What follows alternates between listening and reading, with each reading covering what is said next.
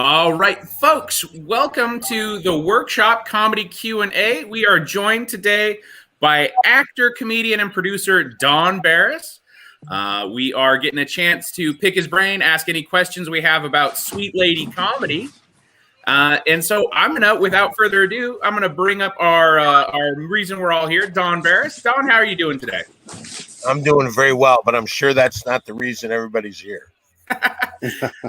Everybody's here for stage time, so don't bullshit me. As always with these workshop Q&As, they are kind of up to what our headliner that we're asking questions, what they're interested in. Would you prefer us to start off with some Q&A, or are you interested in doing a little bit of workshopping, or what are we interested in? Who's saying fuck me? Who's saying fuck me? I like the dirty talk. We're all perfectly good. Yeah, Luckily, it's the only girl in the room. She's after it. If you can hear that, I got nothing. I'm like... Oh, we can hear you. We're just going to... We know what you're looking for. You told us what you're looking for sure. All right. So, why don't we go ahead and open it up for some Q&A to our panel of comics. If you folks have a question, you are free to go ahead and ask. If not, we will just keep going there. I've got some stock questions. So who would care to start us off? Oh, thank you. Thank you for the enthusiasm. I can start off. All right, go for it, Kurt. All right. Over the centuries of comedy you've been doing work, I'm just curious how political correctness has affected your comedy, and if you had to adapt a lot. Well, I'll tell you the truth. I don't think it's affected it as of yet because I haven't had a fucking spot since this pandemic started. So we had a few weeks where we were able to perform in the front window of the Comedy Store, and I was there, but that was about a month and a half. And I was there every night that they were open, and it is different. It is very different, and I'm a little frightened of what's going to happen when you go back, because I am 100% a joke on everything, and I don't know what's going to happen. Everybody's going to think I'm just terrible.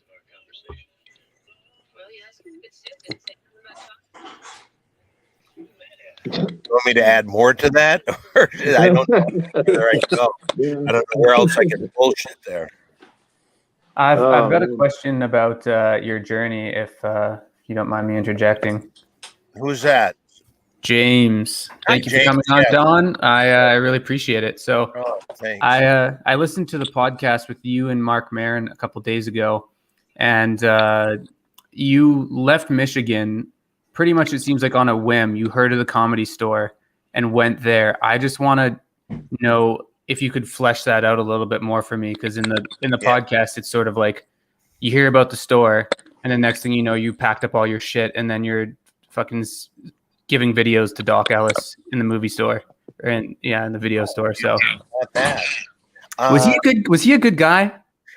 You know, I was giving him free movies, and he was renting a lot of movies, so he would always talk to me.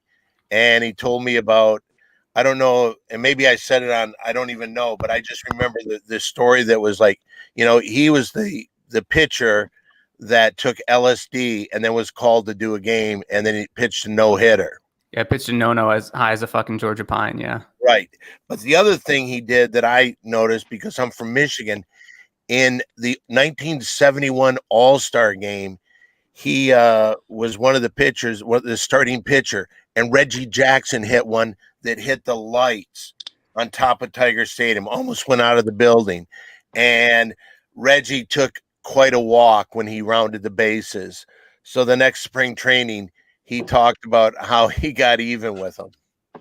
And I found, so, you know, those little stories to me were cool as hell. And they were worth the free movies I gave him. Yeah, sounds like a fair trade to me. Didn't cost me anything. Yeah. But so how did you choose the store? I mean, you must have heard about it a little bit, but you were already in close to another hotspot, which would have been New York at the time. But you just packed, what made you choose the store? I had a thing where my grandfather had left me I owned a bank, the property a bank sat on. So every month this bank would pay me, and I was going to try to finish school. I was going to give it one last go round. And but I needed to have a job. I was working as a disc jockey, and I did a lot of that, but it wasn't guaranteed. And so I wanted to throw something else, and I almost became the very proud owner of a vending machine business. And so I was going to buy a bunch of vending machines, and I went to my bank, and it so happened that they were paying me rent. So when I applied for a loan, I thought that I'd get it pretty easy because I'm not much of a risk. They're paying themselves. And when they turned me down, I just said, if they turn me down, I'm just going to LA. And that's what I did. Okay, so this is like a shoot from the hip thing. You weren't like calculating anything. You were like, if tits up, we're going to LA. I knew I wanted to do something, and working in Michigan wasn't doing it as far as like creatively. And so I came out here, and the Comedy Store was just the place to be. There were like nut jobs like myself that just, and I finally felt like, wow, I'm at a place I belong. And I said, every time I get a chance to go on stage there, I'm going to. So that's what happened. Okay, sweet. Yeah, that answers the first question I had. So I'll let someone else jump in. Thank you. I don't think anybody else wants to talk to me. So if you got a follow, I'll talk to you all fucking day, Don. Jesus Christ. Just if you have any questions, because I don't care. I don't even really I thought this was at 6:00, and I'm still. And as I look at my clock, I still have 4:18. So I'm still behind. I haven't changed from daylight savings time yet. Oh shit. I have a question. Yeah. Hi. Yeah, I'm also from Michigan. I'm from Detroit. Hey, what's going on? Really? I got something else I'm gonna ask. I was wondering, so as somebody that's looking into possibly going on the road in the future, what sort of advice would you give to me? Oh, well, I'll tell you this. I think that the advice that I gained, and this is every time you can perform, if you can perform every day. I had gone over 17 and a half years of every day going on stage at least one time. I was lucky enough to get the job working as Jimmy Kimmel's audience warm-up for, since the show started. So that paid for everything. And then every single night, I'd go on stage at the Comedy Store at least once. So it's just about, I think, getting on stage and then going where you can get work. There's places like, what's the big place in Detroit? The Comedy Club. Comedy Castle. Comedy Castle. Absolutely. Yeah, but you hang out there and you meet people. I think you got to kind of hang in clubs because that's where you meet people that can tell you other things. If you come out to LA, I would always suggest going to the Comedy Store, because all these other clubs, you have to have established acts, it seems, nowadays. And there you can the Comedy Store still tries to develop places, and they have a lot of what they call out here bringer shows. And in the bringer shows, that's where like a guy will produce a show, and the people that perform, they don't get money. And if they can bring 5 people, 6 people, or something like that, whatever the number is, then you get in for, you get to perform. And I also know there's like a lot of little clubs out here that I didn't know this until the pandemic hit, but they charge you like to do their open mics.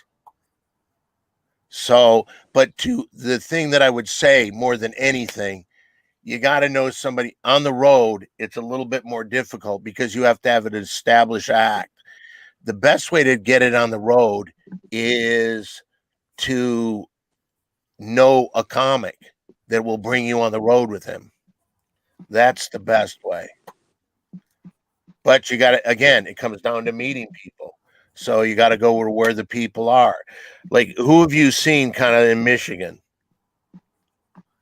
Oh, I think you're confusing me with the other guy because, like, I started to ask a question and then I got interrupted by somebody.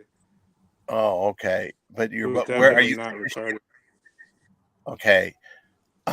What was your question then? Oh, I was gonna ask what the craziest thing you've ever seen, like, at a show was. How bad can I get? Man, As bad as it is your fucking time. shit you Yeah. got.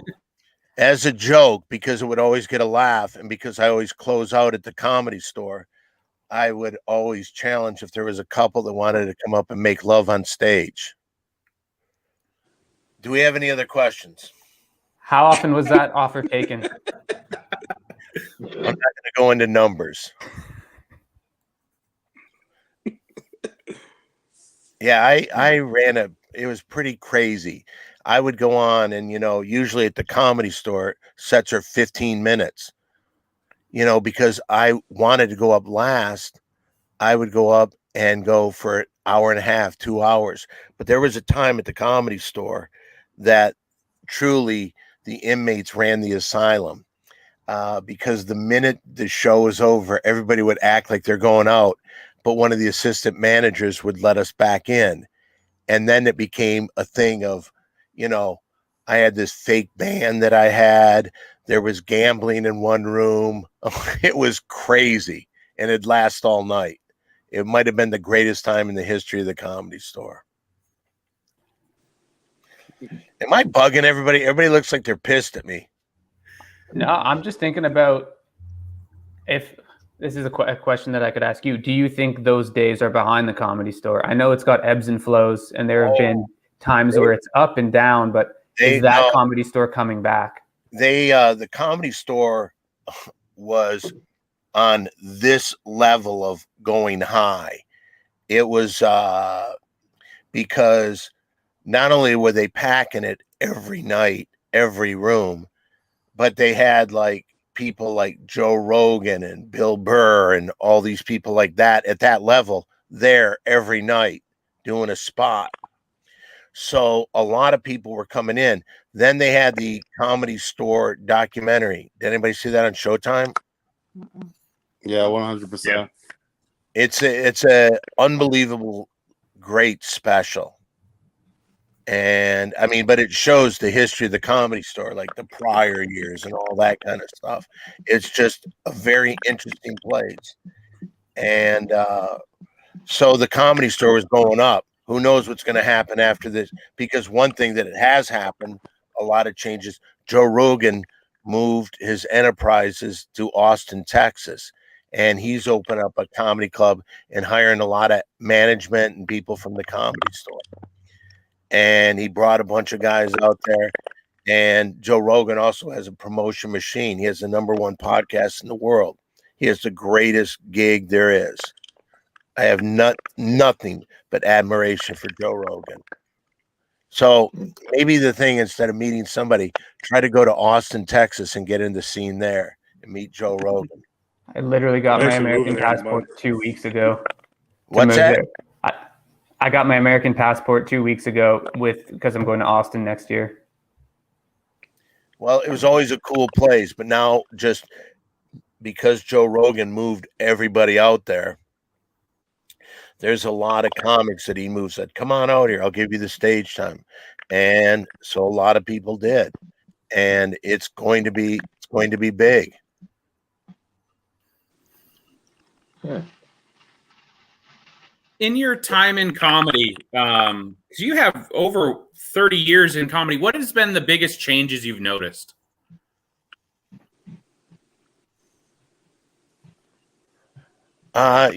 It's kind of funny. Someone asked me about this at one point, and like people at the Comedy Store, you see, they almost call them classes when at a period where a bunch of people came to the Comedy Store and they kind of played it out, and then they started their careers using that place as a springboard. And I'll tell you something. It's like I came at the end of the 80s out to Los Angeles. And during that time, you'd see these groups of people. And now it's just like you see the same type of personalities. just different people. Does that make sense? Yeah. So it hasn't changed a lot, but there was a time at the Comedy Store, like you were saying, there was nobody there. They would have to wait. They would hold the show off for an hour to get audience members.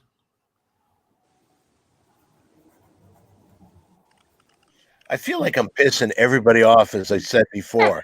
No, man, you're good. I'm just trying to be polite and not be the only one who's asking questions.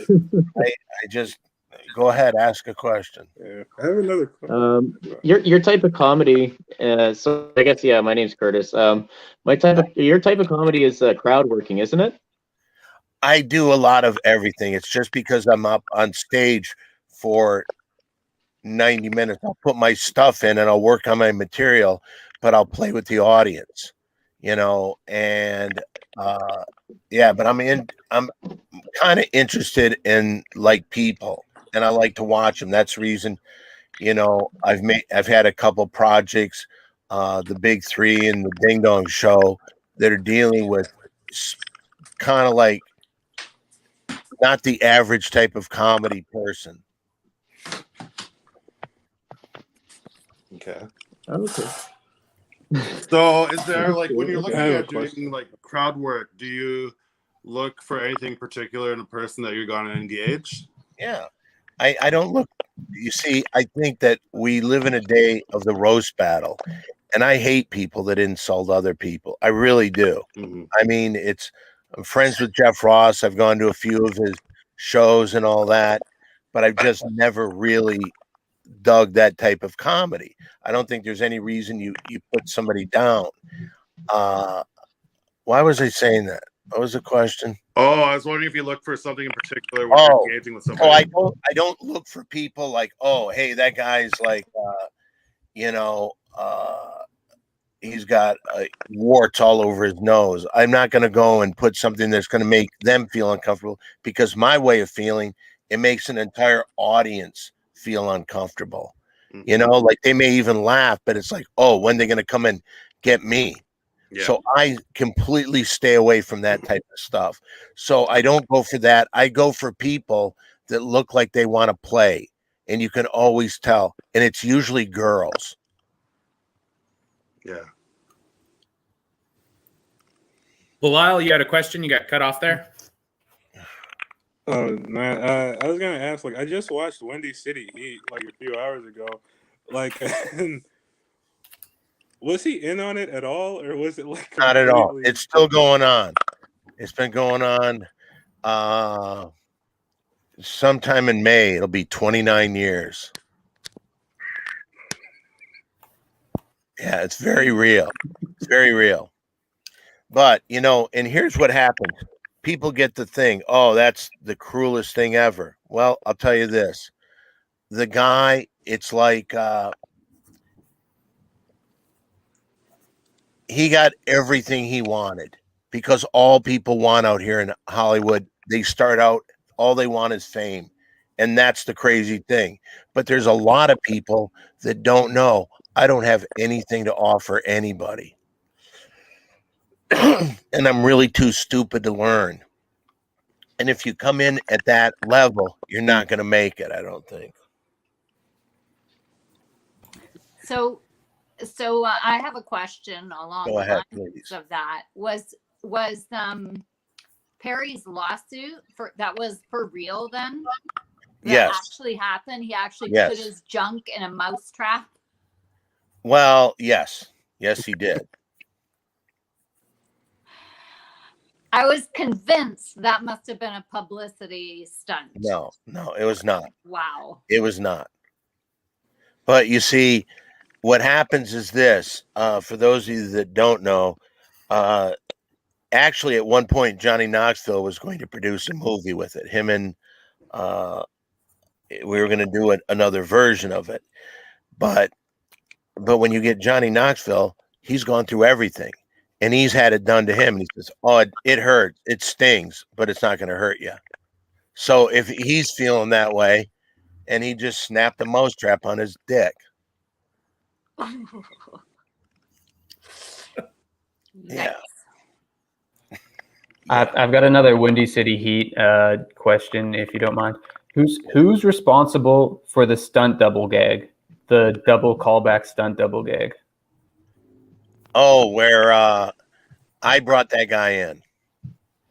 You did. So you because he originally it was I don't want to ruin it for anybody, but it was garbage can, get me a fucking stunt double, girl scene, no more fucking stunt doubles, and then Mole with the baseball bat. I thought that was fucking pure genius. So did you align all of that, or were you and Mole and Jimmy Kimmel working on that together?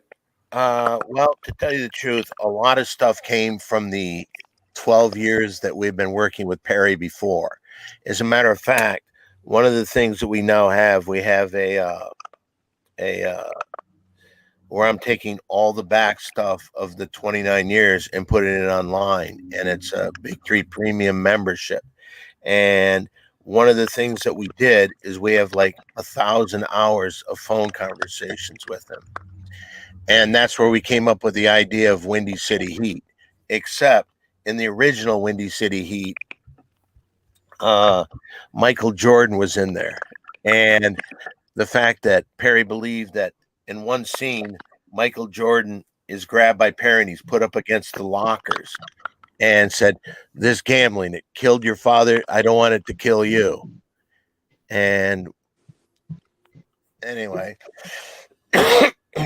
all that's, yeah. I don't even know what I was answering. Who is responsible for the gag? Everybody was kind of responsible. The first question you asked was about the extra, and that was in there, and they were going to get an extra, and we thought of that. And I knew that guy. He actually passed away shortly thereafter. Okay. And he was a good guy, and I got him the role in the movie. So I think that on that's where that came from. Actually, Jimmy Kimmel, many years when he first met us, came up with the craft service table. That was another good gag too. That and the women singing or the auditioning at the same time. I thought that was fucking brilliant when you audition all three at the same fucking time and it doesn't do anything. Well, thank you. Yeah, I thought that was really good. Well, it's quite a journey, and there's people that have talked about writing books about the entire journey because it's so crazy. But a lot of people love that movie, I'll tell you. So, everybody else is once again back to boredom. No, we're all just we're afraid to talk over one another. That's what's going on. Okay, yeah. You know what? I run a lot of these. If you want, raise your hand and I'll call on you. And that way there can be no how can I get this a bigger screen? Oh, there we go. Yeah. I don't need to see myself this way. I can say, "Oh, Lori." No, those are all things. There's James, there's Kurt, there's Kevin. Yep. Is it pronounced with a long A? Yep. Yes, it is. Kevin. Please help me with your name, sir. Bilal. Bilal. What? Below? Bilal. Bilal. Okay. And Kevin. All right. So anybody want to ask anything? Here we go. All right. Kurt, got that hand up, man. Go with Kurt. We'll go with Kurt. When you first headed out on the road, I was just curious, how much material did you have? Like, were you relying more on crowd working, or did you have like bits and routines that you had rehearsed for hours? Or I've done a lot of material, but for me, because I've always had this job as an audience warm-up, and I can't really go out of town a lot, so I've always stayed around. I've had the Comedy Store that I can go to, and so I can't really leave because of that. And the only time I've ever really gone on the road is opening for people like Dice. I opened for Dice Clay when he was, in like I played my greatest for those people in Michigan. I played in Auburn Hills. And that was just, I was a huge Detroit Pistons fan, and there I am in their home, and I'm on stage. and the place was packed. So those were the jobs I had, and then I was actually playing a character. Oh, okay. Character, okay. Do you find that helps if you have a character other than maybe yourself? Well, it's kind of myself, but what I mean, like I wasn't going out there. Like he said, my goal is that no one's laughing with you. Because what I was supposed to go out there and I would sing songs, and the place would boo the shit out of me, because anybody that used to open for Dice at this time, that's what would happen. And I remember my favorite one was in Auburn Hills, and I just got, because the place is packed and they're booing from the second I come out. And so at one point, hold on. How many people came here tonight to see Andrew Dice Clay? And I'll tell you something.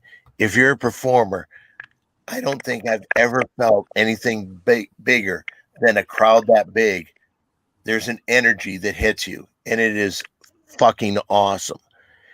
And I said, well, I had 13 people that came up here to see me. And I listed the people that came to see me. And I was a friend for those guys, but they booed the shit out of me. Oh, did they boo me? So that was my job, working for Dice. But I got to be in his movies and stuff like that, so it was all worth it. That's neat. Okay. And you did more. I've never really gone on the road. I've just done my stuff at the Comedy Store. Okay. Cool. And for a Comedy Store, are you on like do you do writing workshops and stuff like that, or is it people? Yeah. No, because you see, my first thought is a lot of people that run those out here are full of shit. Okay. And if I was to advise somebody, I would say, you know what? Here, you wanna come out to LA and try and make it. I would say go to the Comedy Store, hang out, watch all these guys, watch every night how they change a word here or there. You know, a lot of these bigger comics, like they would go and they'd have their writing team there, and so they go through a whole thing. He immediately would go to his writing team and they would talk. So, I mean, it's just about so they were catching it when it was fresh and like, oh yeah, let's get this. So I would say, come here, watch these comics and get on stage as much as you can. That's all, but once you get out here, it's not easy, but is it easy? Where is anybody out here in LA? Anybody? No. Where's everybody from? May I ask? Where's everybody from? I'm from Ottawa, Canada. Canada? Yeah, Canada. Yeah. Canada. We're a bunch of nucks here. Yeah. Nothing wrong with that.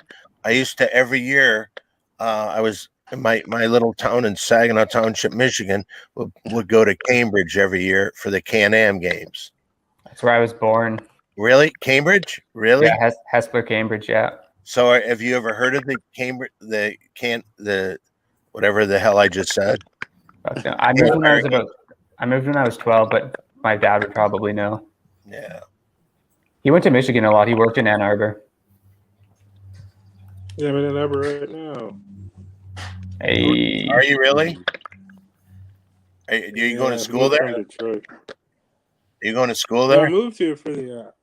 I like the club they have here, and then I moved here right before everything shut down. Yeah. Isn't a bitch, man? Isn't that a bitch? Yeah.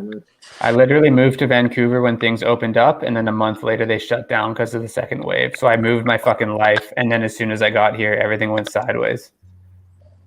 Yeah. But I mean, you got your life stolen at a gas station, so I'm doing just fine.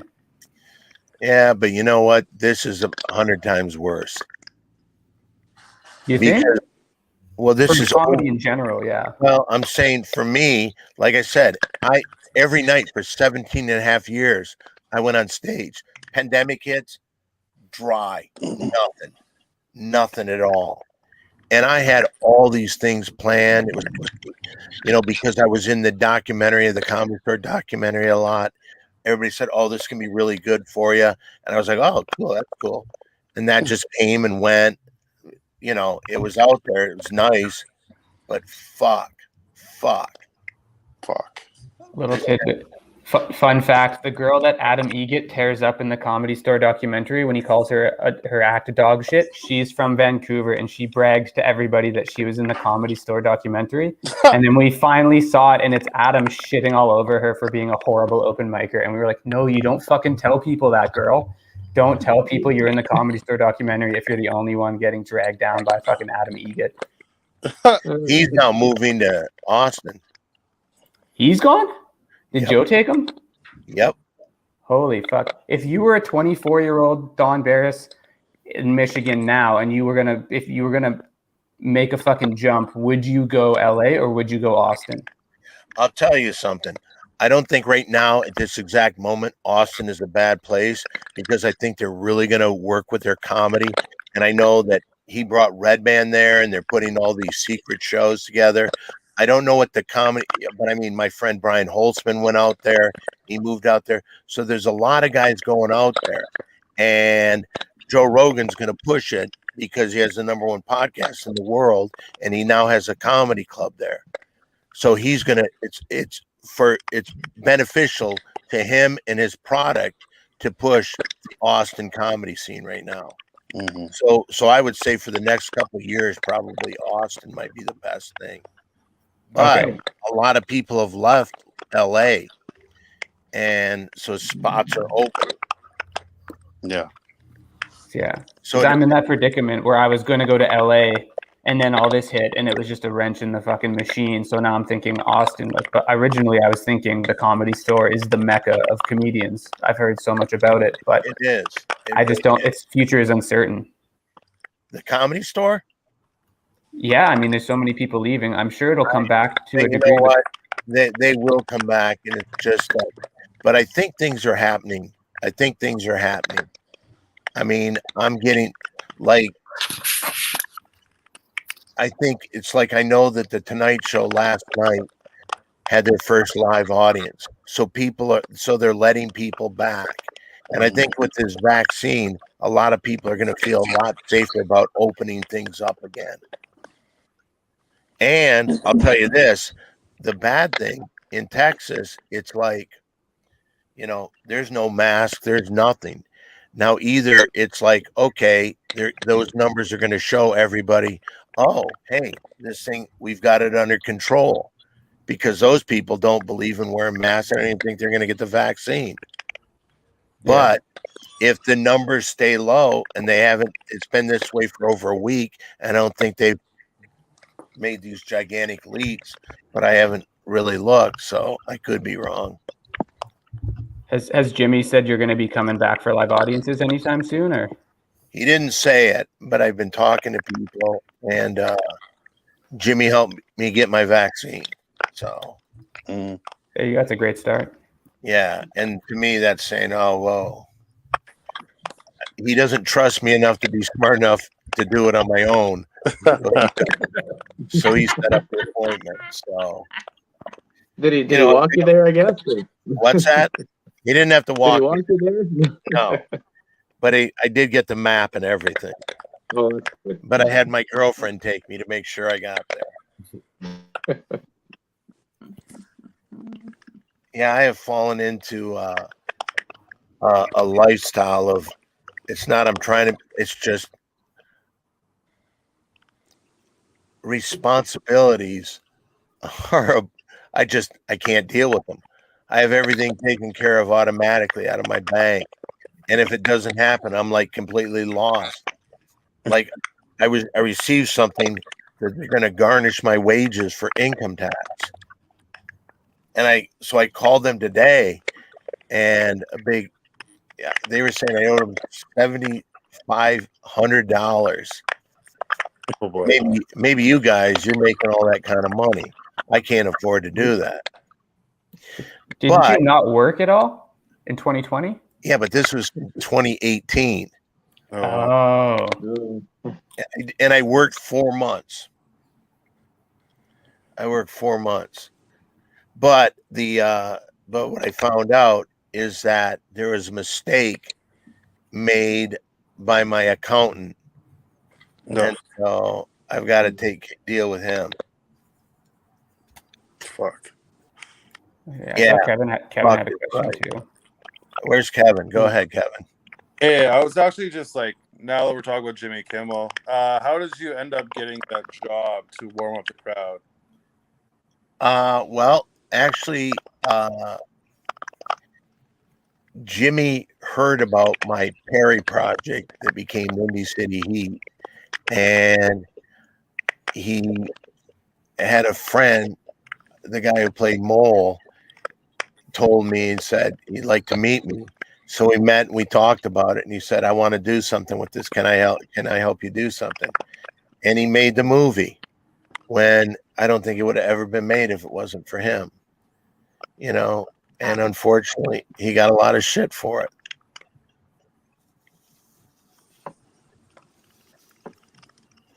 But it's yeah, go ahead, James. I've been talking too much shit. Laurie, you go ahead. Oh, well, I didn't see Laurie. What was the shit he caught for it? I probably shouldn't go into it, but it just he's a Disney character. Fair. Jimmy wasn't always that way though, right? Like, did you, correct me if I'm wrong, did you write for the Man Show at one point in time? No, I did the audience warm up for the Man Show. You did the audience warm up for the Man Show for 4 years, right? 4 years, yeah. Okay. So you did, and then you transitioned because him and Adam had it, and then they moved, and then Joe and what's his name? Stanhope. Doug Stanhope. Joe exactly. And Doug Stanhope picked it up. He just did. He's a huge fan of Windy City Heat, and he just did our podcast with Perry and Mole.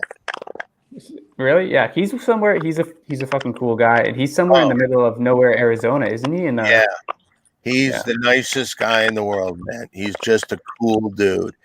I would say the two coolest dudes that I've met out here, besides Jimmy, of people that I've gotten to know just a little bit, Doug Stanhope and Jack Black. That's cool. Decent fucking dude, man. So what? Yeah. Sorry, go on. Oh, go ahead. Go on, Kurt. Is Kurt you gonna go? Oh, okay. I was being Canadian. Yeah, I'm talking too much, man. You go. You're not talking too much. Yeah, Jack Black is pretty successful. It's he's unbelievably talented. I was trying to develop a question in my head about Jack Black, but yeah. How did you contact with him? Another guy that was a fan of Windy City Heat. Oh, okay. And when I got to see him, like a lot of people that came on Jimmy Kimmel, they knew the movie and they'd always want to talk to myself and Tony, who's a writer on the show, who plays Mole. Okay. So I got to meet him, and he was just always so nice. And then we had never performed except like years ago at the Comedy Store. But Jack Black has this Festival Supreme or something like that. Every year it's a big comedy music thing, and he put us on his lineup. It's just like, wow. It's very, very cool. The question I was going to ask is, I know the Comedy Store was the place to go for stand-up, but it was also the place for something I'm more interested in, which is writing, and I know Joey is too, because Joey's also from up here. What was the atmosphere like for writers? Because I know Damon and Keenan Wayans came out of there. Is it a good writer's spot too? What was it like? Was it a writers versus stand-up sort of crew, or was everybody mixing together? Because those guys also were. When I first moved out here, and obviously this puts a little age on me, but when I came out here, what the Comedy Store at the time was, they like right when I got there, I saw the first night he went up there, but Eddie Murphy went up and said, yeah, I'm going to do a follow-up movie to Delirious. And so basically that first day he did like 3 jokes and got off. And like I was saying before, that when a lot of these people, they have their writers sitting in the back and then they all meet immediately and talk about it. Well, we got a chance at the Comedy Store to see Eddie Murphy there every single night until he made the movie Raw. We got to see every step of that. And it was like, wow. Because that guy as a performer is spectacular. Do you feel that to get a job in writing, you need to sort of show your chops on the stage? Like you need to be able to grow some balls and get on there and tell some jokes? Or do people sort of know you're funny from the conversations you have at the store? I truly believe that the way that people, it's getting into an artist colony like the Comedy Store, where a lot of people are hanging out and you get to meet people.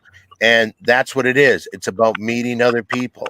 And like, but you got, when you say you're a writer, you got to have something, even if it's being in the game of like, you have scripts that you've written, or, or what you could do another way is to approach people that you think are funny, saying, hey, I'm a young writer. And you say, I was wondering if I could help write jokes, and you even like just offer your work for free, because most comics have no money. Do you know what they make every night at the Comedy Store? Take a guess how much money you make. So somewhere between 10 and $50. $15. Maybe it's 20 now. $20. That's rough. No. But you're not there for the money. There's a big thing with Mitzi Shore, wasn't that? She said it was like college, so she didn't want to pay the comics because it was a college thing, and then there was a big strike. It was definitely a big part of the. I would advise everybody, look at that, because it's just all these guys as they're coming up. Everybody went through the Comedy Store. And they brought back a lot. It was a great documentary, wasn't it? It was amazing, yeah. Yeah, and it's a 5-part or 5-part series. Yeah, you should see it. You should really check it out. Are people open to having writers approach them like that, or are people sort of like, "Fuck you, I'm not going to take other people"? I know that back in like the Bob Hope days, that was totally a thing where people would legit just buy jokes on the fly. But is that still a regular premise? I think that it might have even been like, I think that either ended or it still might be going on, but I don't think, like, Jay Leno used to, like, people could send in jokes, and if he liked the joke, he would buy it from them, and he did that all the time. I don't know if they do that anymore. Yeah, they might just get so much because of social media. You just get thousands and thousands and thousands. Exactly. But back when you had to write, you had to put jokes there, and you had to do it quick because a lot of jokes were timely. So he used to pay people. I don't know if they do that anymore. I just say, get in an artist colony. Start understanding how you're going to make your writing work. You might write for a magazine. You might write for a bullshit thing and just start to make it funny. Whatever, I, at one point, there was a local shitty little newspaper, and I did these mock interviews with people. It was ridiculous. It was stupid, but my friends thought it was funny, and I thought, oh, I'm writing. But it was me writing. It was me understanding that. Did you go to college, James? Unfortunately, yeah. No, that's not unfortunate. Hell. Did you? I got a business degree. If it was STEM, I'd be singing a different tune, but I got a relatively useless business degree. Well, you did business too, didn't you? You did 5 years of business.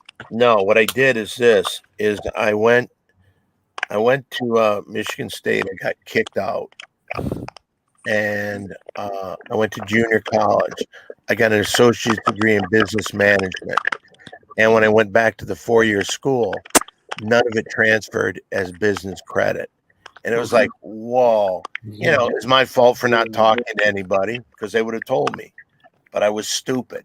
But I was always stupid. So, well, it's worked for you so far. Not really. It hasn't. It hasn't. I mean, I can keep a roof over my head, and that's good. And I get to do comedy. I get to do that. But yeah, I'll say this. Yeah, writing, you can really do some great shit.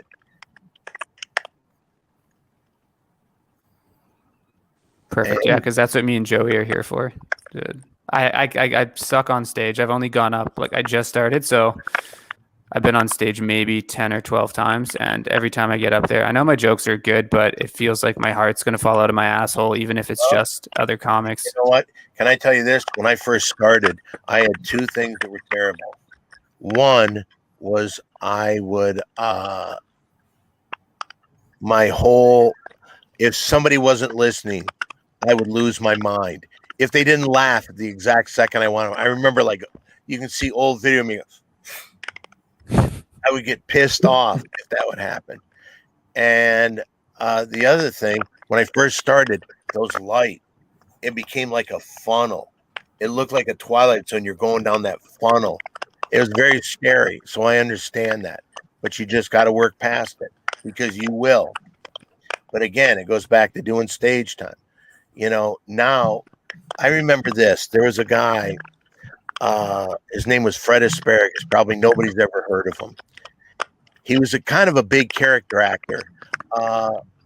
Something that I mentioned that everybody seems to know. You know, in the movie Three Amigos? Anybody ever see the movie Three Amigos? Yeah, absolutely. Okay. Well, they have a bartender that sings My Little Buttercup. Like about a 350-pound Mexican guy. I That can't was Fred recall. Asparagus. But what he was great at, he was great. He taught a lot of improv classes. And one of the things he did one night to me, we went into movie theater, plays, no seats. The only seats left were in the front row. We went in the front row, and he goes, "You're on." And I knew he meant, okay, you've now got to do something right now. And I did something, and I got some laughs, and it was okay. But it was that I did it. And I think that you just got to get past everything, James. Stand up to easy. I'll tell you this, and I'll be very honest with you. I'd rather be on stage than be in real life. Yeah. I feel that one. It sucks, but I like being up there. But I was a flight attendant, a travel agent, so that went completely fucking sideways, and I hated my job anyway. So COVID was a bit of a blessing in disguise. But sitting behind a desk every day selling old people and immigrants overpriced tickets was just fucking eating me alive. Yeah, you were going to say something? Were you raising your hand up there? Kevin? Oh, no, I'm just yeah, chewing yeah, on my yeah. fucking Oh, sorry. fingers. Okay, sorry. Yeah. Oh, So man. is this a normal thing that you have? You have this where you have like people come in and talk to people? We do these about once a month. The workshop otherwise is a feedback mic. So comics get a random topic and they get to do 2 sets of 5 minutes. And then we give them feedback in between jokes, tags, things like that. And like, who gives them feedback? Like you, who else? All of us, all the comics that are on it. Oh, so this is a regular crew right here. I'm new to this. Somewhat. Yeah, Joey might be our new face. Yeah. It cycles through, yeah. It's a bunch of different people. I'll tell you this, you know, I really truly understand like getting in, and this is good that you have this, because I see in the faces, I feel like a college professor, like what I say matters. And I thank you for that, because it really is, it's really hard to do this. It's hard to figure out how to do it more than anything. I have a question for you, Don. How often are you turning over new material as a warm-up comic when you're not that often at all? All right. I was told by an executive producer on the show I work now, because I didn't know what they wanted, and she told me, just do what you do what you did last night. Do that every night. And she said, put this in there, say this, talk about this. And I said, great. I never have to write another fucking joke again. But like everything else, I kind of play the crowd. That's what I'm really into. Just playing the crowd. Okay. Yeah. We kind of both. Oh, sorry, I didn't raise my hand. You don't have to raise your hand. Go ahead, Kurt. Okay. Just opened up here in Ottawa, and so I was able to get on stage a little bit. And what I wanted to try doing just before everything shut down again the past week was to try and do crowd working, because right now all my stuff is just like rehearsed bits and material that I've come up with, but I haven't done any crowd working. Usually, if there's an opportunity out there, I ignore it. So what are some good ways to just get into crowd working? Well, I'll tell you this: a lot of people have told me that working the crowd is nothing but hack. All right. And I can see where they're coming from, because to me it's easy, but I'd rather play the moment. And I'll tell you this: you guys remember the guy Yakov Smirnoff? Yeah. I've heard of him. When I first came to the Comedy Store, he was like a big star. He was like from Russia, and it was he came here at the time that the Russia United States, where the Cold War was at its peak, and so he played into that. And at the end, he would always say, let's take some questions. And he would answer these questions, and he had jokes for everything. And I was blown away. But then as I watched him more and more, I found out that people ask the same fucking questions. So like if somebody would ask him a question, he would, talk, KGB watches you. And so he had all these jokes that were ready. And if he didn't have one for somebody that someone would say, immediately after, again, he would go to the group of writers he had, and they would come up with something he should have. Because if he didn't have anything, he always had like a standard line, like almost as silly as like, who are you, the KGB? And if you don't know who Yakov was, that's an excellent Yakov Smirnoff impression I did. So what were like the top, what would you say 5 common things that you would find asked in an audience when you're working the crowd? I don't really ask what's going on. I just kind of find out. Okay. Like let's say that all of a sudden, Lori, you could just tell she was like kind of motion and she wants to take her top off. I would drop that into the conversation. And then if Lori wanted to, she would do it. There she goes. She's shaking those. She's going back and forth with the shoulders. So that would have happened. I would have gotten her. Okay. I just take on that. It's truly improvised, but you do it enough. You can go to jokes that you've used before that have worked. Okay. Oh, that's good. Look, but then you mix it by throwing in your own material. Mix it in by throwing in your own material, I would say. Okay, no, that's good. Well, I can't wait for the stuff to open up again, man. Like, me too. It's hard to do this on Zoom. Like, you can't really interact with the audience so well. So if you do try and, but you know what? I actually, since the pandemic has started, I host a Zoom show every night, or not a Zoom show, but a Instagram virtual open mic. Okay.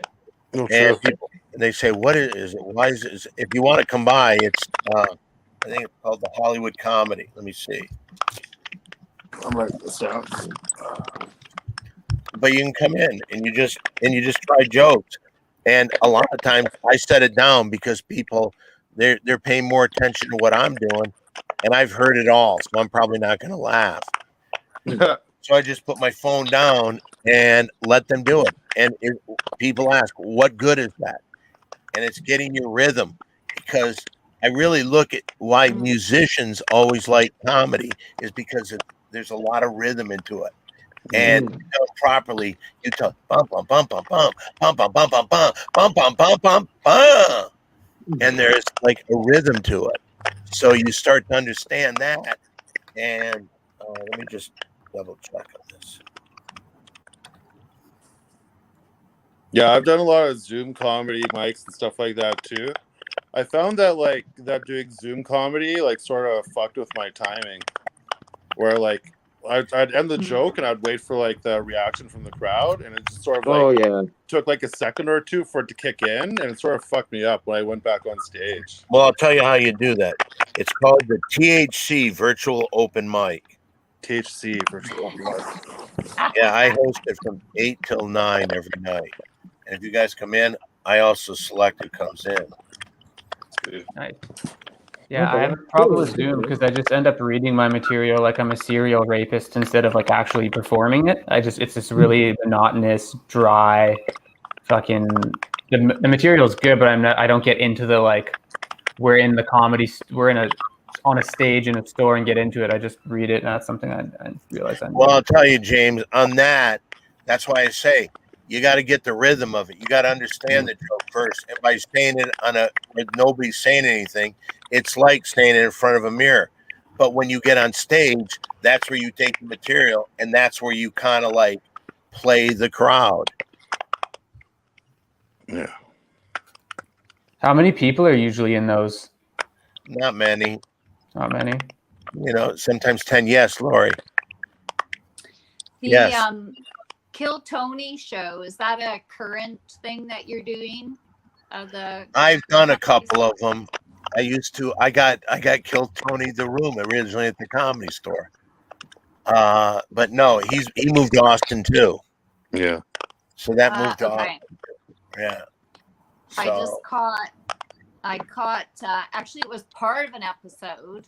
I didn't see the whole thing, and I was wondering if maybe, you could get people to ever take exception to some of your, like, if they call some of your stuff rapey at all, like the Giny hole. I can see where you would say that, and I'm sure there are, but I perform late night, and that's what I key myself up to. Yeah. And what would you rather have, a Giny hole or a cunt? If you had to choose. Well, actually, what I would say is what I always said to my kids when they were little: if you're gonna throw an insult around, make it a good one. Come up with something creative. Okay, well, that's very good.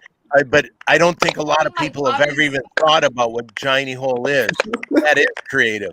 That is a creative thing to call a vagina, a Giny hole. Yeah, I will stand by that. There is some creativity in that.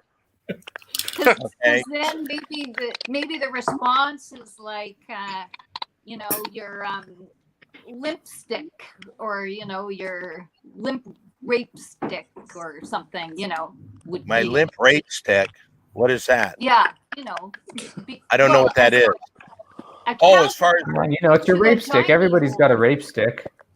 Okay, but you see, here's the thing, and I appreciate your thoughts. And there's a lot of places I can't play. I can't do my act at this where I do. I can't do it at my warm-up gig. I can't do my material there. It's two different worlds. And I go up late night at the Comedy Store, and it's a fucking zoo there. And I see people get eaten alive there. Nobody eats me alive. Yeah, I may call a woman's vagina a Giny hole, but it's a cute thing. And I go through a lot of things that I say that are disgusting. But you know what? There's different brands of comedy. Would you say that the clean side of comedy is where the money is? I mean, it seems like you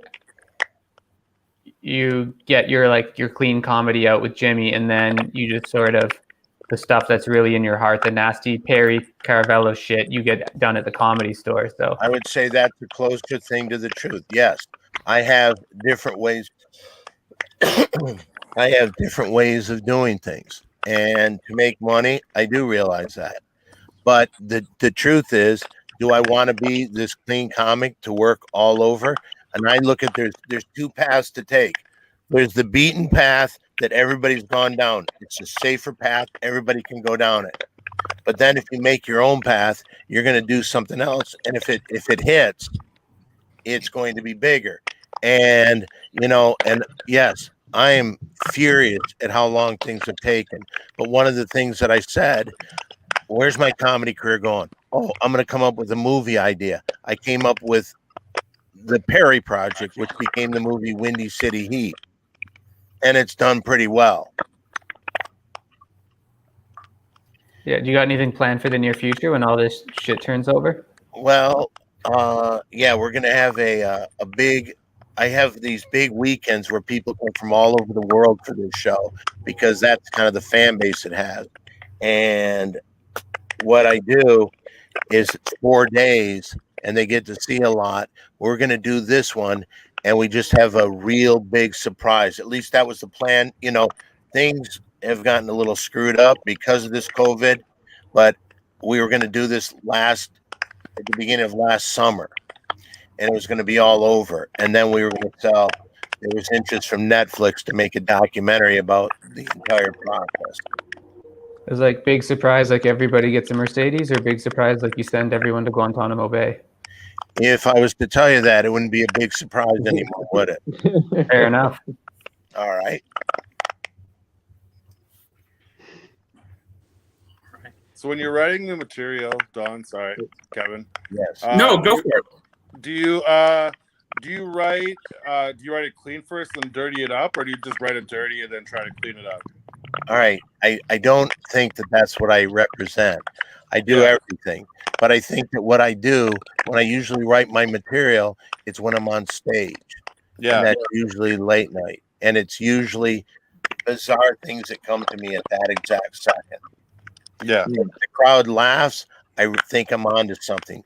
And then I try to break it down more. And I try to take it in a scientific way.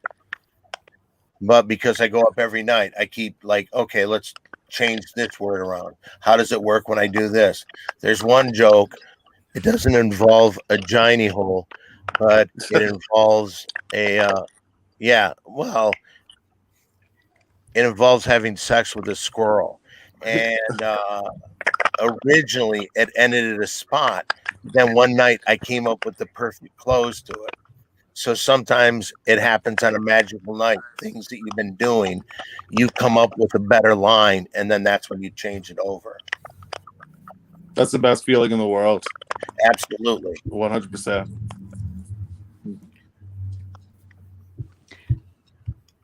Yes, I'll go to Lori. Yes. So more about the episode that I caught with the giant hole, or maybe that's in every episode. But it might have been in every episode I've ever done in my life. So if you're gonna judge me on every episode of my life. I've called the woman's vagina a giant hole. On this particular instance, you had a guy come up and deliver some jokes to the mic. Okay, that has nothing to do with me. Okay. What that show is they have on guest stars. I was on the show as a guest star. They talk to them, and then they draw names out of a hat, and they get to do a minute on stage, and then everyone's supposed to analyze that minute of joke. That's how it used to be. Okay, but my question was, in this particular instance, the guy delivered his jokes. He had a few things that were pretty funny, but were not, because of his delivery, was needed work. But then he started asking questions. So then the panel was asking him all these questions about his sex life and his honeymoon, and just like, so what I was wondering is if that is a standard thing, that once you've come up and delivered your stuff, then you get grilled by the panel on whatever they choose to ask you about. Okay, again, I will start off by saying that that is not my show. That's Tony Hinchcliffe and Redman's show. They create all the things that go on there. Like I said, the guests don't know anything going on. I do know this, that sometimes when you're in a nightclub atmosphere. And where are you from again? Are you from Canada? I'm from Canada. No, I just wondered if you knew if that was a sort of part of the routine of the show. Yes, I think so. I think that, yes, I think, but again, it's not mine. I will take all the credit for the Johnny hole remark, but I will not take credit for this because it seems you're upset about. Yes, up there. Yes, go ahead.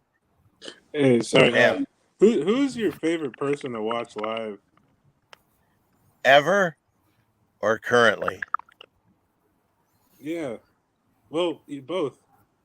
Well, I'll tell you this. When I first came to the Comedy Store was in the late 80s, and a guy who was just making it big was Sam Kinison.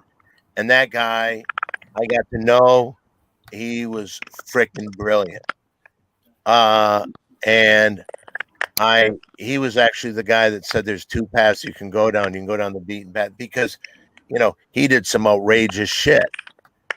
And I remember he was the one that probably more than anybody was the one that made me feel like, oh yeah, I'm going to take it this way.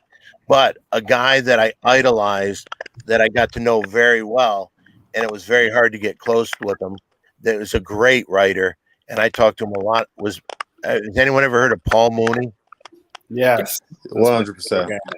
Joe, your hand went up like a fucking rocket. I'm on Paul Mooney's first album cover, Race. That's funny. I'm on the album cover. I've got an orange T-shirt on, and I'm in the starting position. But Paul was a phenomenal guy, and I watched him and learned more from him than anybody. So I'd say Kinison was great. Paul Mooney was great. But I mean, you can put in.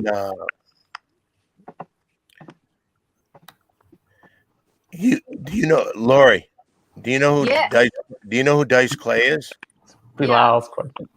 You hate him too, right? I'm not a big fan of his, but I gotta say, I do believe that anything can be funny. I do believe that you can make a joke about anything, but it's got to be funny. You can't just say any old shit for shock value. That's my opinion.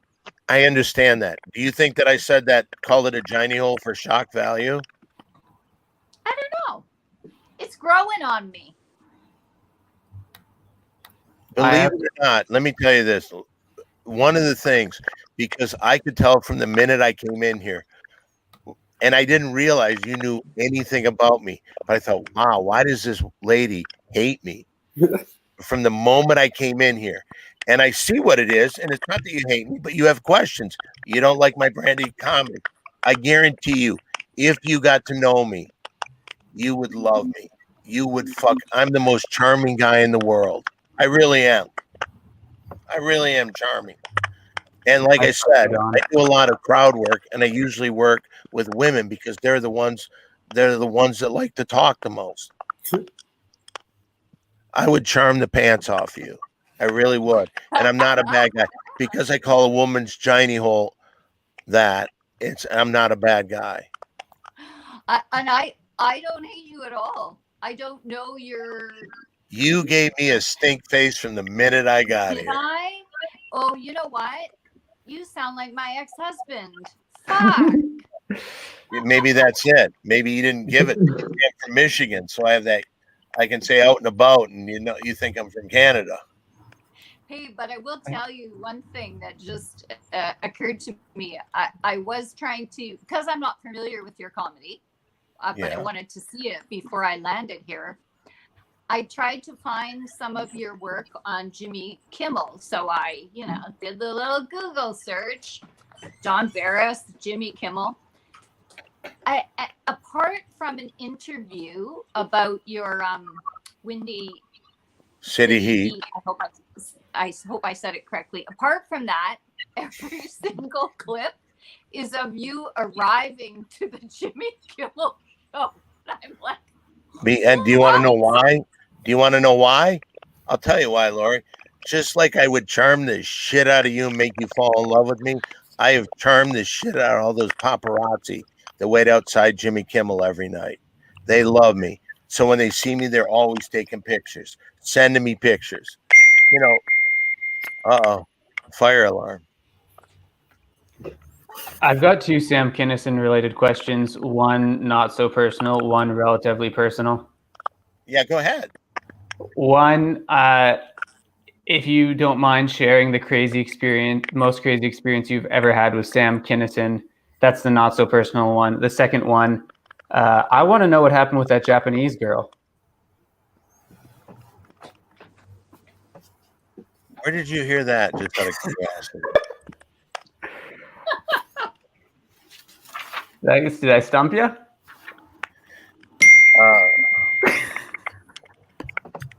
You talked about it on Mark Maron, your interview with Mark Maron on the What the Fuck podcast. Yeah, I will say this. There is a point, everybody in that group thought they were going to die. Everybody thought you were going to die. One night I went to Sam's house after something I did, and he wanted to talk to me. I remember that was the night he decided, hey, Lori's going, yeah, where'd she go? Every single night. So I came in there one night, and he chose that night, the night he was cleaning his gun. He threw head fucks on everybody, and it's really kind of fucking crazy. It's a crazy time. It's a great comic. Believed in the art of passing things on. I'm sure drugs had a lot to do with his craziness. What's that? What percentage of his craziness do you think was cocaine? A lot. Hey, let me ask you this. Was Johnny Hole a bad thing to say? No, you're fine. No, that's fine. I guess at her church group, they're never going to hire me as a comic. I think it's fine. I personally don't care, but boy, she came hard on me. She came at me hard. No, she came at me hard. I know when they come at you hard. Yeah, I thought that. But I handled it well, didn't I? Like a master. Question for you here. Kind of playing off you've worked with Andrew Dice Clay. Sounds like you worked with Kinison. Hey, wait just a second. Hold on. Hey, Laurie, how are you? Missed you while you were gone. I had bladder failure. Okay, that just turned it down a few degrees on your sexiness. I got to tell you the truth. Okay, what was the question about Dice? My question was just where did you fall in between the Kinison and Dice feud? Whose side were you on if you had to pick one? Well,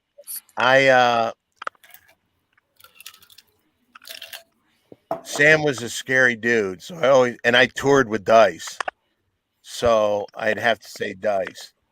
But I saw a lot of shit. A lot of shit goes on. A lot of shit happened in that time. I have a question. It's Kevin again. Hey, Kevin again. I was wondering, Shawanda, yeah. My sister's name is Wanda. Wanda Shawanda. That's it. That's the one. Wow. You know what? How many guys do you think just fucked her just to say they fucked Wanda Shawanda? I can't even count. Could not even count. Welcome to the stage. Yeah. Okay, go ahead. I was wondering about. There was a time in the 90s where it was a really dark place for the Comedy Store. I was wondering what your thoughts were on that. Well, I was there every night. That's where I started getting stage time. So I kind of like it. And like I said, the place was run like a fucking zoo then. And the management would leave and the other manager would let us back in and we'd just have a party all night in the Comedy Store. Okay. Cool. So it was a great time, but it's much better going there and the place is packed with people. So I like now. But 85, it was back then, from then until like the late 80s was the peak of comedy. But it's making a comeback now. Yeah. Or before this pandemic. And hopefully people want to come out and see comedy when the pandemic's over. What do you think, Lori? Oh yeah, I'll get there. You can charm the pants off me, honey. Hey, I'm not inviting you to move out here, Lori. Take it easy, baby. Come on. No, No, I just said, what do you think about all that was just said? I think, I don't know. I think it'll come back and keep going. And Are you married right now? Are you married right now? no, How many kids do you have? no, you have to guess. I'd say 9. Close. 4. It's twice as many, over twice as many. It's not close, really. If it was 150 and I had it set 156, that would be close. That would be See? frightening. Let me just ask you this, Lori. I'm starting to wear on you a little bit, aren't I? Where A on? little bit. Where on? What? The? Where on? I don't know. Carry on.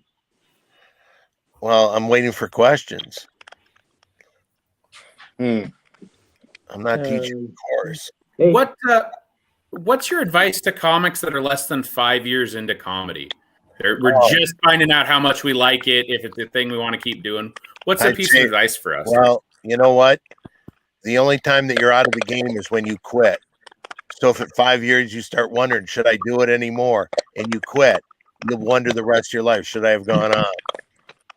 So I just say, keep going. I said, I'm living or dying doing this. One way or another. I slept in my car for over 6 months twice because I said nothing's gonna fucking beat me. Even people that don't like to have their private parts called Johnny holes. I understood that you have to win those people too. What was the weirdest tape someone returned to your car? Oh, so you even know about when I worked at the video place. I slept in front of the video shop, and some people that would get there and the place wasn't open yet, they would just throw it, they would put it in my car. Were there any notable titles like Titanic or anything that you were like, oh, this is a fucking good one to get at 6 a.m.? I don't remember that at all.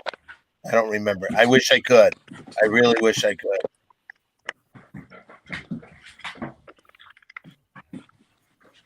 Shit. Does anybody mind if I ate a cracker? Oh, either way. still why you're choking on crackers all night. I won't. So you said, you got your mouth full. So you said you write from the stage. Do you just do you jot any notes during the day when something strikes you as funny, or are you just I'm up there, that's my workplace, and that's my mindset that I go into? So what's that like? I'll tell you the truth. I try and sit there and write shit, and once in a while I'll come up with something, but it's usually dumb as shit. And so, but I mean, but I do everything wrong.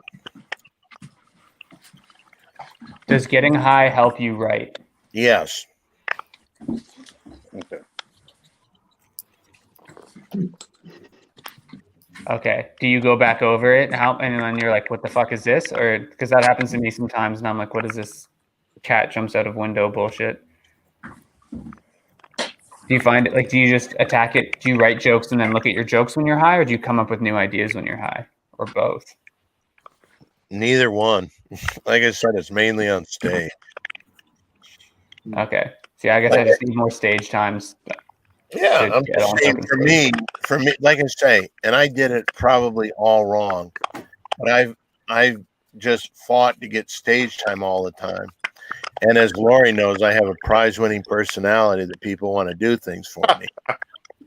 So I just have been lucky to get a lot of stage time, but I fought to get it. One thing else that I wanted to ask is your stage time, you said primarily came at the end of the night. For a lot of comics, they were saying that's the hardest spot because it's only other comics left. Do you feel like that it's better to start there where you're like, okay, there's 13 people in the room. If they're all comics, if this joke lands, it's a fucking dinger for sure, versus a room of, let's say, 80 or 100 people where you can sort of slip some bullshit in? I think you're right. I think that it's if you can make people laugh at night. But the thing that I've faced a lot of people now come to see me. They know that I close up the store, so they'll come late night to see what happens. But at the beginning, it was. Yeah, I mean, I really say this. There's no real way to say how to do it, what's best. I look at late night, it worked for me. Because I think it's funny to change the name of a woman's privates to gynae. I think that that's funny. And that's where people will laugh at that hour of night. So for me, that worked out perfect. Now, you may be more straight-laced and you may need the early part because at the end of the night, people are wild. They just want something crazy to happen. I'm a pretty sick fuck. Just ask Joey. Joey, it's a sick fuck. He's dirty, man. Oh yeah. I'll bet you every joke I have is filthier than anything. I'm gonna ask Lori who she thinks, James or me, who has the filthiest material.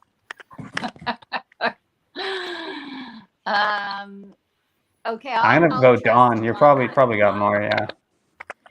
I'll trust you on that, Don.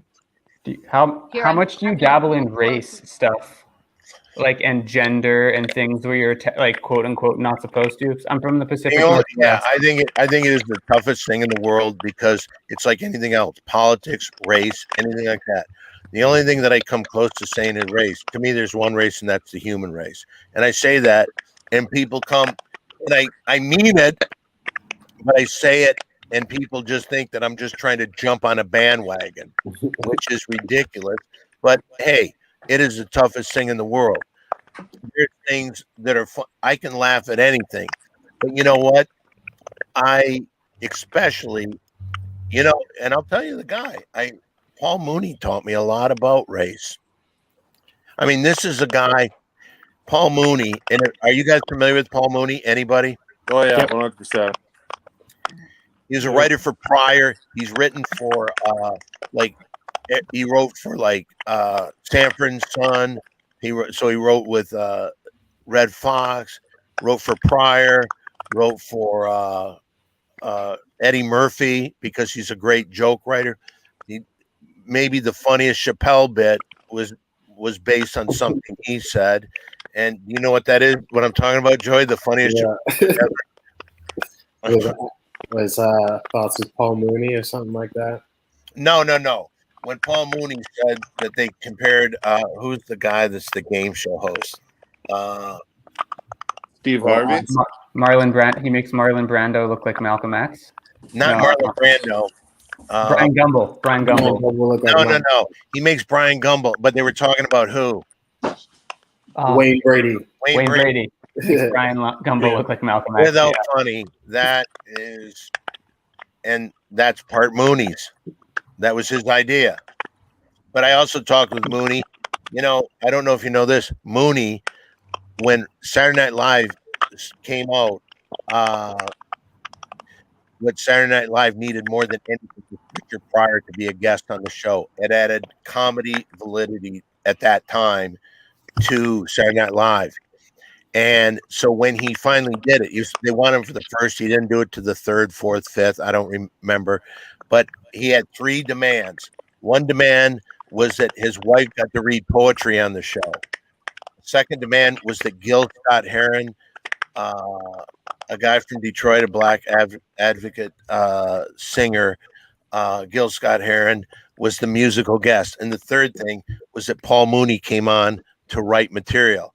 And Paul Mooney wrote 2 bits that are some of the greatest bits in the history of the Saturday Night Live. He wrote the Exorcist bit and the thing with Pryor and called Chevy Chase, Word Association. Oh, the interview one where it's I'm going to read these words and respond. Yeah, right. Honky, dead honky. Yeah. It was that was Mooney's bit. But it was like Pryor who put it in there and made it flawless. But Do you know much about the falling out between Mooney and Pryor over the allegation? Like, there's some weird fucking Yes, I do. allegations And in I there. just don't even mention it. Yes, I do. I know everything about Okay. it. Okay. All right. We actually have a comment here, or a question from a person watching this. So, is it a common occurrence that some stand-up comics find improv easier and some improvers find stand-up easier? So, Yeah. I hope that answers your question. all right. No, it's just that it just depends. It depends on what's going on. I mean, you can't really say what's easier. Yeah, there's people that find it easier to do. Obviously, that's why they do it.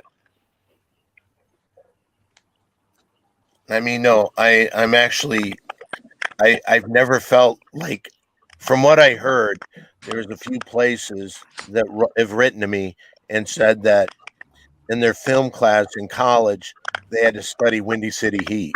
And I was pretty honored by that. But it just seems like this is kind of like, except for Kevin. Kevin's in the dark. What the fuck is Kevin doing in the dark? He needs to smoke another Sitting cigarette in so we can see him. darkness. I had a question actually, Don. Go ahead, Kevin. There's a lot of like newer comics that are really focused on like laughs per minute and that sort of thing, which I find is, for me, it's sort of bullshit. But I was wondering what your thoughts were on that. I'm kind of like, I can understand why they'd say laugh, at a certain pace, but that means you just got to write jokes at that pace. Like, I do things that what I think is real power is when you don't get a laugh for like a couple minutes, and then you get just a hysterical. Can I tell you the biggest laugh I ever got? Please do. Pressure situation. Does anyone know who Brody Stevens is? 100%. Yeah. Okay. Brody Stevens was a guy, he was very good friends with Zach Galifianakis. He got small roles in a lot of movies that Zach was in. But I was very good friends with him, and he committed suicide. And a lot of it has to do with the fucking drugs they give people. And so I'm kind of against that shit. But he, when he passed, like the day he passed was like a Thursday night, Friday morning. So the show Friday night, I had to go there. And I remember telling my girlfriend, don't come tonight. I really, but then people started wondering where I was. And they said they're waiting for me to give a talk. And I was really nervous because now it's gone from like, wow, this blew me away. He committed suicide, and now I've got to do this. So I went up there and I just started talking about the last times I had seen him, which were for real. And, there was a phone. On one day, he was really bummed, and I called him, and I just know that he thanked me at the end. He said, I really needed to talk to a friend, and I can't thank you enough. And then the next day, goners. So I took it from there. I told that story that he did that. And I said, and the last thing he told me was, if anything happens to me, just remember, I blame it on Brian Holtzman, who's another comic, and the place fucking erupted. It was so tension, but I listened. I didn't say anything. I didn't rush it, and then boom, and it was like energy that I had never seen before. Am I boring everybody? I'm sorry if I No. That was actually a great story. Because Did Brian take the joke? He got up and he started putting his hands over his head like this. I said, "You got a lot of nerve showing your face here." And then so we played a little bit, so it was funny. Yeah. I was wondering about that because like a lot of like laughter is like a release of like tension, right? Absolutely. So like that's why I just think that like laughs per minute, like if you're focused specifically on that, then like you can't like reach as like the highest highs that you possibly could, you know? It's crazy. It's crazy, but you take a risk, and that could have gone many ways. People could have been mad at me for saying that, and then I look like a complete asshole. That's like Ari Shafir kind of took that one as soon as Kobe died. He made a joke, and I know that he got some shit for a while. Not shit, a lot of shit.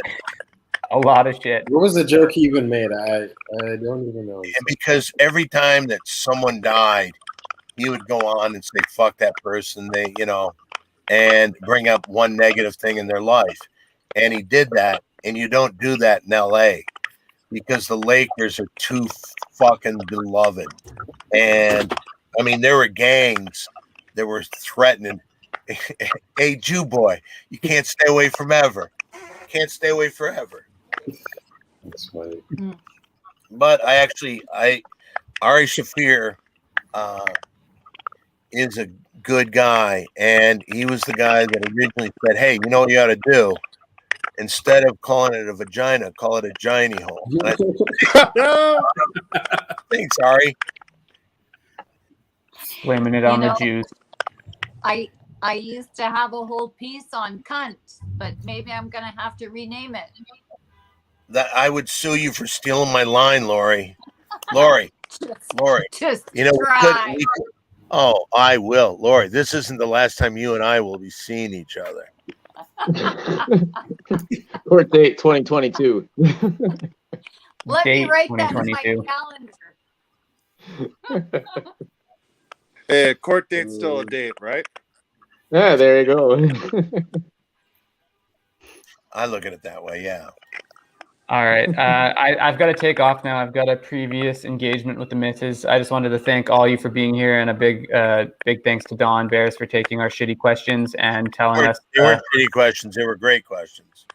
Awesome. Well, thank you very much, and for sharing with us some things that we need to know. One question before I go. Can I get my social media? And yeah, you can. And yeah, can I get Lori's personal Facebook page? Come on, Lori, don't be a prude. Come on, Lori. What the fuck, man? Teaching you different ways. Call yourself. Say no. Maybe I gotta go relieve the giny hole or something like that. Come on. Right. It's bladder failure / giny hole. That's me. Let me just tell you something, Lori. If I hung out with you within the month, you would be the dirtiest girl you've ever met. Hey, I spent all my life trying to be reformed, honey. Why? What was the problem? Were you a bad girl as a young one, Lori? Were you bad? I don't have 4 children for nothing, Don. No, some people plan on that. Maybe you've only fucked 4 times. Was Lori one time a bad girl? Was she a bad girl? Just tell everybody. She had all 4 children at 16. Oh, she really? Close. How old were you? How old were you when you had your first child?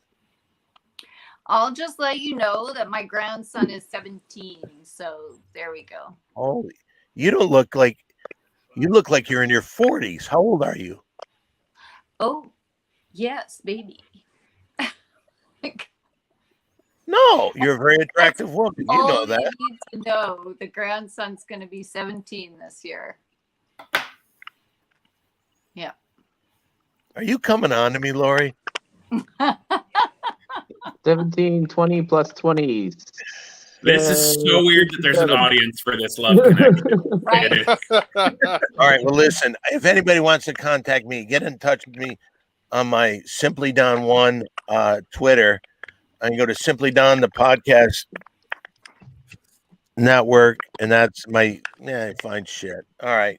Thank you for having me on. I really had fun. I hope I didn't get people hate me. Thank you, Don. I just tried to have fun with you. I hope everything was cool. My name's Don Barris. And a little bun. Oh, look, who's talking dirty already? Say I'm a filthy girl. My name's Lori. Just say it. See how it feels. Just call me Lolly B. Lolly B. Lolly B. See, I like that. Bye, Lolly B. Ciao. Oh, That was So awesome. fun. Thanks for that. All right. So, I folks, like that how was I it. said I need to go, and then he's like, "See ya." Yeah. Like, that's my cue to You're get the the only fuck one you out. wanted to talk to, I guess. Well, James No, is gone. that for brings the us party. to the end of the Q&A. Hey, folks, thank you for participating in this. Thank you to our folks that watched us. As we did this, we need to turn it over to the actual workshop starting here in a couple minutes. So take it easy. Godspeed, everyone.